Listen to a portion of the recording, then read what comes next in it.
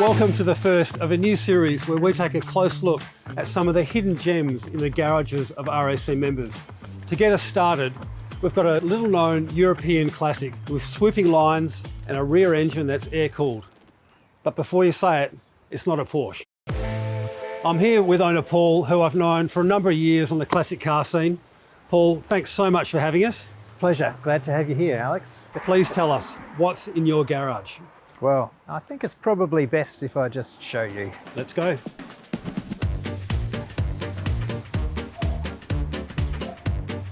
Look at that. Isn't it beautiful? Thank you very, very much. Paul, for those watching, can you tell us what it is and how you came by it? Yes. Well, this is a 1952 Tatra T600 Tatra plant from Czechoslovakia. It originally was shipped over in 1952 when Tatra attempted to break into the Australian market. It was with the York Motor Museum for decades and decades, and then they decided to move it on. And I've always liked these kind of really interesting, unusual kind of vehicles. Unfortunately for the York Motor Museum, they couldn't find anyone who'd be interested in buying it. And then I saw it, and I was the crazy enough person to want to take this thing on. So clearly you've got an interest in slightly obscure and rear-engine air-cooled cars, looking at some of the other cars you've got in your garage. What separates this from some of the better-known rear-engine cars that more people are familiar with, like a Volkswagen? Like a Volkswagen, yes. I mean, they made it work, the rear engine, but Tatra were a real pioneer for rear engine. They came out with the concept much earlier than Volkswagen, in 1934. They were always a small producer, however, and they concentrated on luxurious vehicles like this. It wasn't a people's car at all. This was the kind of thing that was that was used to drive around Communist Party executives and factory managers. So it wasn't really a common people's car. Paul, we cannot ignore the styling. It's such an elegant shape. Can you tell us how that came about and why it looks like this? Tatra and Czechoslovakia generally were really into the futurist styling, very Art Deco of the 1930s and then through into the 50s. And they were the first company that actually mass-produced a vehicle with aerodynamic streamlining. That was the T77 in 1934. And this is an inheritor of that, where every single element is streamlined and smoothed and curved.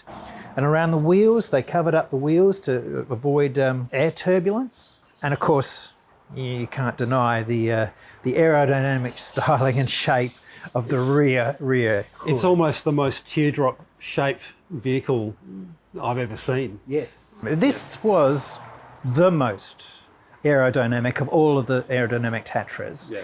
They really had got it working here. One of the features I think that's always amazing is the tail fin on the spine. Yeah. It was much reduced here.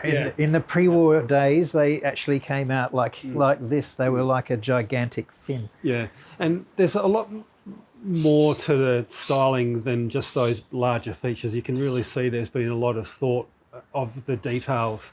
Like, for example, how low profile those door handles are. Yes. The way it's got those trafficators, which can still protrude from the side of the vehicle, but when they're not needed, they fold away. Yes. And I was really interested to see the bottom of the car as well, which looks a bit like the underneath of a modern electric car, which is almost completely flat. Yes. That must have made a big difference as well. It does. It's one of the key things. And in one of their aerodynamic patents, they specifically call out the pudding floor that goes all the way across the car as being one of the key features to improve aerodynamics and handling. And there's a real elegance to the way all of that's been incorporated, especially looking at this air intake here, which is from a distance almost invisible, whereas say on a Volkswagen or even a Porsche, they had these two quite visible intakes at the back of the car. That's a pretty clever way of getting a rear engine air intake without interrupting the styling too much. Yeah, well, it makes use of this flow. Yeah. Because as the air comes over, it's just straight down through the engine. It's the pinnacle, I think, of like that whole streamlining movement. Paul, it's got beautiful aerodynamics, but can you show us what lies beneath the skin of this car? Sure can. And there it is. There it is. Can you tell us a bit about the power plant, Paul? Yes, well, this is a 1.9 litre flat 4 air-cooled boxer engine. It only generates about 66 horsepower, which is pretty low powered, but the fact that it's got such streamlining means that it can push the car along quite fast. One of the things that they reported about the Tatra was it's a quiet engine. I think actually it's rather quiet simply because it just plods along in the back here and lets the streamlining do all the work. And it's far away from the driver too, isn't it, compared to a conventional vehicle where the engine's just in front of your feet. Yes. In this car, it's so far back from where you're sitting up there. It is. It's really, really quite at the back of the car. This here is the firewall here, and on the other side of that is the luggage compartment, which gives you another sort of barrier between the noise. And there's 2 sets of rear windows here, which keep you kind of distant from that sound. So if you're travelling with a suitcase in the luggage department, I imagine you can get into some warm clothes when you get to your destination. Would that be right? Probably can indeed, but it is surprisingly not a very large luggage compartment given the size of the car. Yeah. And I love that there's these details to the engine compartment, such as the little glass holes that you can look through, or glass windows you can look at the engine with. You can also see there's a hole for a crank handle here as well. Have you tried using that? I have used it. When I got the car, it did need a bit of work to get it running again. And one of the things that failed was the starter motor. So for about 3 months, I was only ever driving. Yeah, it's not the most fun way of getting the car started, imagine. But it does work. Yeah. Again, Tatra, in building cars for the Central Europe, they made sure that everything was as robust as possible. Some of them even had like a starter button that you could actually run from the inside, so that the passenger could sit there while the mechanic was doing all this stuff, and they could test run the engine from here without actually going backwards and forwards. It's a fair way to walk, I suppose. Yeah, well, yes, I guess it is. I also love how if you're looking out the rear view mirror from the cabin, you're actually looking through 3 different panes of glass, being the rear cabin glass, the glass to here, and then the glass on the engine cover as well. Indeed. How was the visibility from up front? It could be fairly described as awful. It is really, you can with a bit of practice reverse park this one, but I wouldn't try it in a cramped underground car park because the margin for error is very limited. Yeah. Well, that's fascinating. Thanks so much, Paul. Well, let's have a look at the interior, shall we? Yes. Here we have the old trusty suicide doors. Yes. So, as you see, it's a very Art Deco interior styling. Yeah. I think they carried this on from the 1930s. And is this largely representative of how it would have looked when it was new? Yes, for an export model, right? Yeah. I know some people who've got the Czech domestic one, and this had just metal. But these cars were really specifically built to get export dollars coming into Czechoslovakia after the war. So cars that were leaving the country got very, very plush interior and a lot better fittings and features than the domestic cars.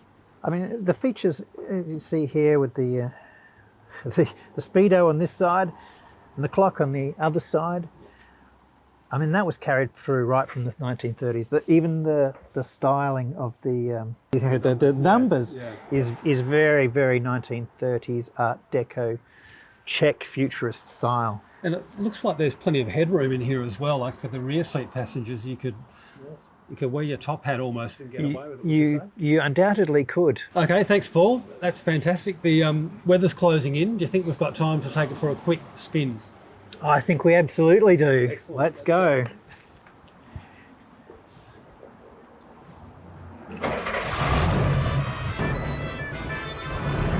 does take a little bit of a, hold yourself. Yeah, I got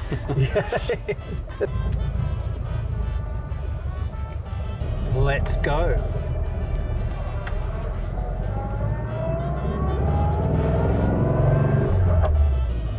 Oops.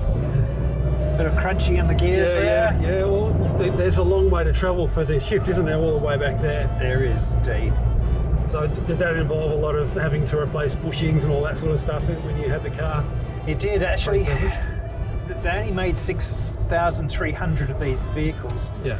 And what that means is that there is very, very limited spare parts for things. And gearboxes are one of those things that fail.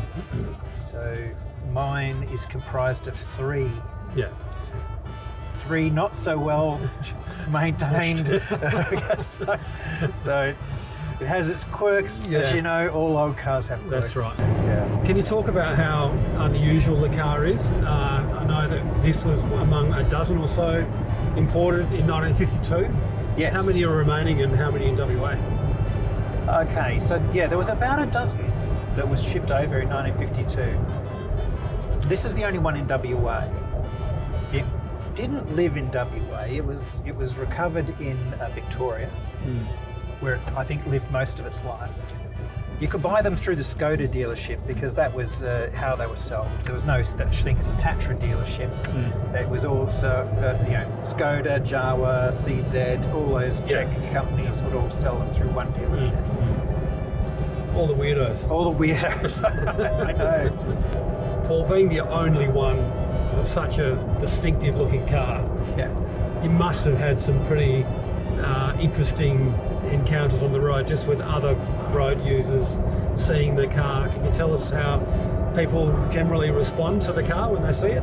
Yeah, you do get a lot of people who are like coming alongside and they're craning their necks through the window, try to work out what this is.